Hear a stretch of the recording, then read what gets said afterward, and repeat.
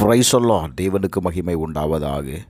ஆண்டவரும் இரட்சகருமாய் இருக்கிற இயேசு கிறிஸ்துவின் நாமத்தினாலே இந்த கால வேளையில் உங்கள் யாவரையும் நான் வாழ்த்துகிறேன்.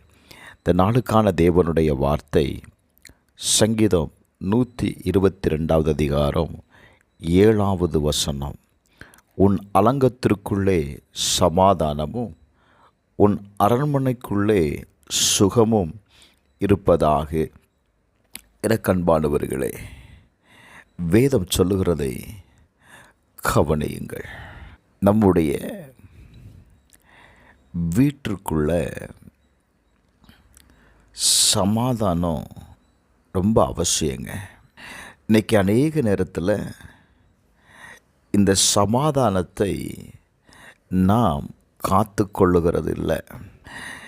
நாம் வீட்டிற்குள்ள சமாதானமாக இருந்தால் தான் பிரைஸ் எல்லாம் உங்களால் தேவனுடைய ஆளுகைக்குள்ள உட்பட்டவர்களாய் இருக்க முடியும். வேதம் சொல்லுகிறது, சங்கீதம் 48:3 வாசிக்கும்போது, அதன் அரண்மனைகளில் தேவன் உயர்ந்த அடைக்கலமாக அறியப்பட்டிருக்கிறார். நம்முடைய வீடு தேவனால் அறியப்பட்டிருக்கும்போது, தேவனுடைய வார்த்தையினால் ஒரு நிறைந்த வீடாக இருக்குமே ஆனால் அந்த வீட்டிற்குள்ள சமாதானம் உலாவுகிறதை நீங்கள் பார்க்க முடியும். பிரைஸ் எல்லாம். இரண்டாவது, ஏசாயா 54:13 வாசிக்கும்போது, உன் பிள்ளைகள் கர்த்தரால் போதிக்கப்பட்டிருப்பார்கள், உன் பிள்ளைகளுடைய சமாதானம் பெரிதாய் இருக்கும் என்று எழுதப்பட்டிருக்கிறது. இன்றைக்கு அநேக குடும்பத்தில் நாம் பார்ப்போமே ஆனால் பிள்ளைகளால் தான் சமாதானத்தை நாம் இழந்து விடுகிறோம்.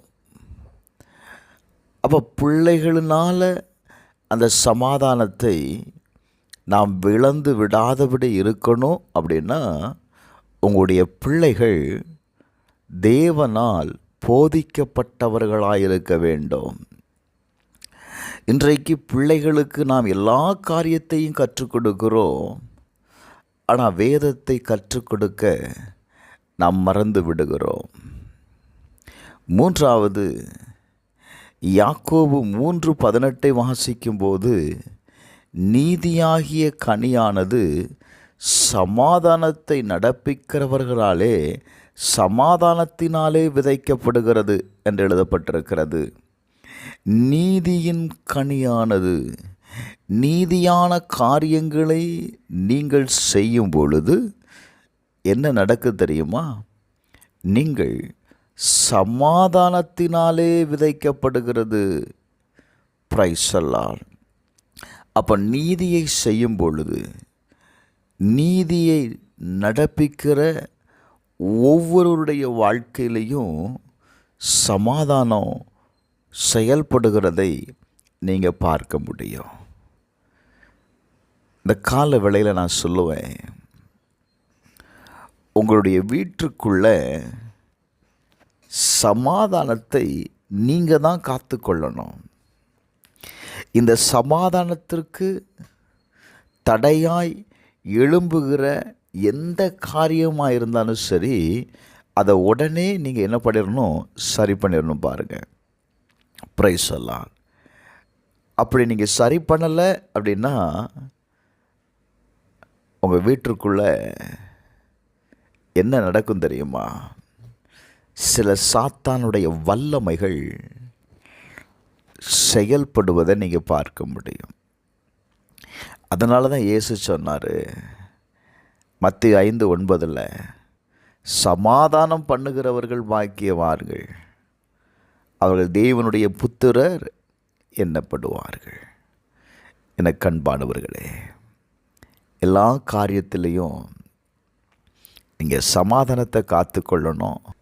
இன்னொரு வசனம் சொல்லுது பாருங்கள், யாக்கோபு 1:20 வாசிக்கும்போது, மனுஷனுடைய கோபம் தேவனுடைய நீதியை நடப்பிக்க மாட்டாது. நல்ல கவனிங்க. சமாதான குறைச்சல் உள்ள இடத்துல என்ன எழும்பும் தெரியுமா? கோபம் எழும்பும்.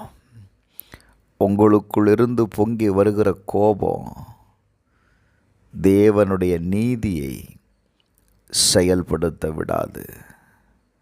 அப்போ கர்த்தர் உங்களை ஆசீர்வதிக்கணும், கர்த்தர் உங்களுடைய வீட்டை ஆசீர்வதிக்கணும், கர்த்தர் உங்களுடைய பிள்ளைகளை ஆசீர்வதிக்கணும் அப்படின்னா உங்கள் வீட்டுக்குள்ளே இருக்க வேண்டியது என்ன தெரியுமா? சமாதானம். செபிப்போமா. பரலோக பிதாவே, இந்த காலை வேளைக்காக நான் செபிக்கிறேன்ப்பா. இந்த காலை வேளையில் தன்னுடைய சமாதானத்திற்காக செபிக்கிற,